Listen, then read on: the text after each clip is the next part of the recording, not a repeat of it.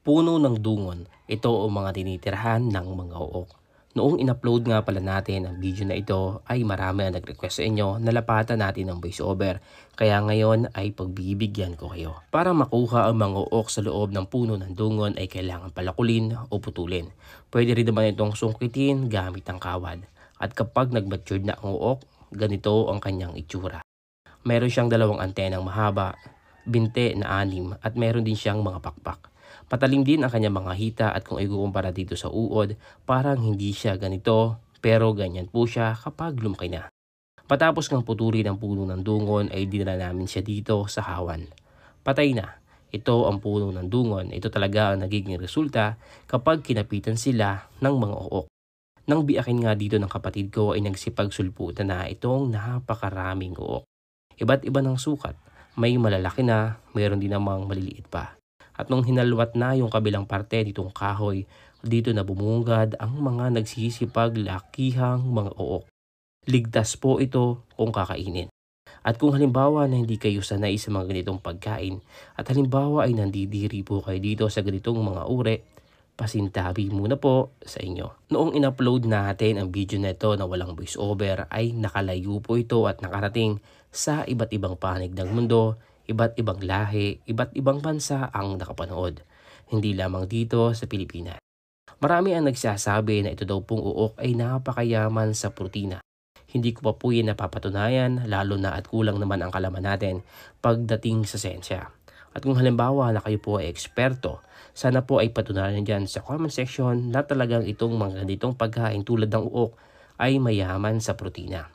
May mga taga-ibang probinsya rin po na nag-comment na meron din daw po ganito sa kanilang lugar. Pero yung iba ay nakukuha po nila sa niyog, yung iba naman po ay nakukuha nila sa ilalim ng lupa. May mga uok din po na nakukuha kami sa mga niyog pero hindi po namin yon kinakain. Tanging yun nandito lamang sa puno ng dungon, yun yung aming kinukuha at yun yung aming niluluto para kainin. Dito nga ay sunod-sunod na yung ating mga nakuha, medyo malambot na at napakarami na rin kaya inilagay na namin dito sa may timba. Ang kagandahan dito sa mga uok ay hindi sila nagsasama-sama sa bawat isang butas. Meron sila kanya-kanyang sekta o kanya-kanyang lugar dito sa puno. Kahoy rin ang kanilang kinakain. Pero kung itatanong nyo kung naglalasa ba silang kahoy kapag kinain na, hindi po. Dahil tinatanggal po namin yung kanilang kinain o yung kanilang bituka. Maya-maya pa nga bago mabiak itong kahoy ay sumisilip na dito yung isang malaking uok. Kaya nung haklitin na ng kapatid ko itong piraso ng kahoy, bumungad na ang napakaraming uok. Malingas po ang kahoy na dungon. Kaya sa pagkakataong ito, kagayang hapon ng kinomentong iba, may pang-ulam na, may panggatong pa. Sinalat ko na po dyan yung mga uok dahil sisibakin pa rin yung ibang mga parte. At paalala lamang po sa gusto rin gumaya sa video na ito, siguraduhin nyo lamang po na meron kayong eksperto na kasama na kapag kukuha po kayo nito. Paalala raming din po na kapag po ang puno ng dungon ay buhay pa, huwag nyo po itong puputulin. Kaya lang po namin pinutol ang puno na ito dahil ito po ay tuyo na. Ito po ang naging resulta kapag pinamahayan na po sila ng uok. Sa labas ay buo pa pero sa loob halwat na at butas-butas pa. Napakatalim po ng ngipin ng mga uok. Kung makapansin nyo, kahit sariwa ang puno ay kaya talaga nilang kagatin. Pero lang buong katawan nila ay napakalambot na. Yung ngipin lamang ang matigas sa kanila. At kapag hinawakan nyo sila, hindi rin sila basta makakapangagat. Iiwasan nyo lamang talaga na mapalapit yung kanilang mga ngipin sa inyong mga palad o sa inyong mga kamay. May mga nagsasabi rin na napakabisa daw po na pamain ito panghuli ng malalaking isda. Pagdating naman dito sa bahay, oras na para linisin, oras na para lutuin. May mga napanood po tayong video na direkta po nila tong kinakain pagkakuha sa puno pero hindi po natin kayang gawin yon. Para matanggal ang mga bitukang sinasabi ko sa inyo, kapain lamang yung matigas na parte na nakakapanyo. Kumuha lamang ng tinting o kahit anong patpat na pwedeng pantusok, tapos hanapin yung bituka, dahan-dahang hihilahin. Yung mga maliliit na bilog na nakikita nyo, ito yung mga peraso ng puno na kanilang kinain, yan din po yung lasang kahoy. Kaya kapag kayo kumain ng uok na lasang kahoy, marahil po ay hindi natanggal yung kanilang mga bituka. Dahan-dahan lamang po ang pagkila para hindi maputol at para rin hindi mapasama yung iba pang mga laman. Pagkatapos ng hugasan, inilagyan ko lamang dito ng asin at saka paminta, pampalasa. Hinalo-halo ko lamang po nang sa gayon ay manuot o dumikit yung mga pampalasa. Nagpakulo na rin ako dito ng mantika at pagkatapos ay ipinirito ko na ito. Pagsasabay-sabayin ko na rin lamang at medyo tatagalan natin para maging tostado o para lumutong sila.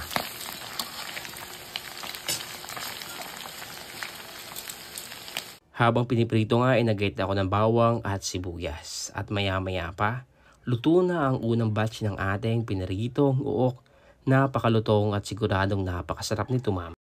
Pagkatapos iprito lahat ay naglagay ako dito ng margarine sa kawali.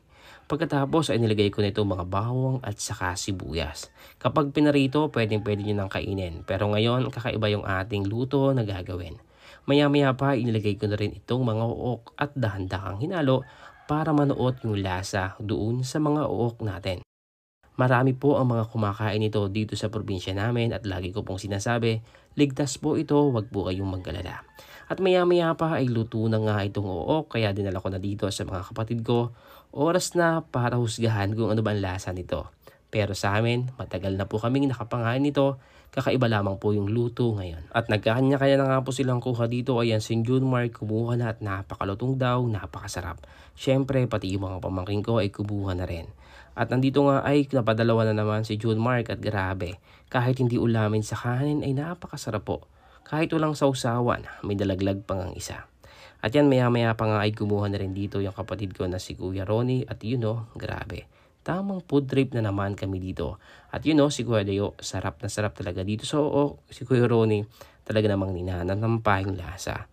Siyempre hindi dyan magpapahuli si Kuya Dayo at kumuha na rin siya. At kung saan man makarating po ang video na to, paki-comment naman po dyan sa baba kung sa inyo bang lugar ay kinakain po ito. Paki-comment na rin po kung taga saan po kayo. At syempre, ayan, uubusin na rin nga pala namin ito at hindi na uulamin. Bawal na rin nga pala po ang mapasobra nito dahil marami rin po ang nagsasabi na mataas po ito sa cholesterol kaya tamang sakto lamang po ang kain. At syempre, hindi po pwedeng hindi natin titikman yan. Bata pa lamang po ako ay kumakain na rin po ako nito. Minsan po ay ito'y nilalaga lamang ng tatay ko, nilalagyan po ng talbos ng sampalok. Meron din pong pwedeng ihawin nito, ayan. At para po sa mga taga-ibang probinsya po na kumakain din ito, suggest naman po kayo o comment po kayo dyan sa baba kung ano pa yung masasarap na luto na pwede pong gawin dito.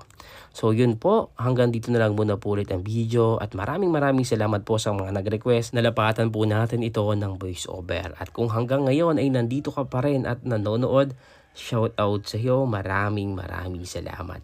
At syempre sana ipatuloy nyo pa rin subaybayan yung mga video na upload natin. Maraming salamat po. Ako po si Marvin Almanan.